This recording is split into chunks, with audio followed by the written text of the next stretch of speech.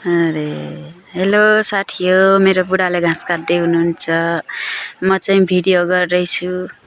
के गर्नु, अब बुढीले घाँस काट्ने, बुढाले भिडियो बनाउने हो के रे। बुढीले भिडियो बनाएको छ, बुढाले घाँस काटिरहनु भएछ।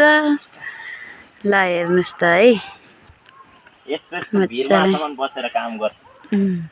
यस्तो भिरमा पुगेर गर्न सक्छ।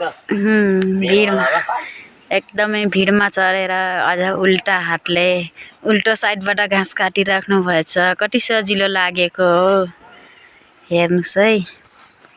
कति राम्ररी काट्नुहुन्छ बुढाले घाँस। हेर्नुस्, अलि नजिकबाट देखाइदिन्छु है। हेर्नुस्, ए खासै राम्रो त आएको छैन, कालो कालो आएछ। त्यही पनि हेर्नुस्, मेरै बुढा हुनुहुन्छ। घाँस काट्नु भएछ दाहिने हातले उल्टे साइडबाट।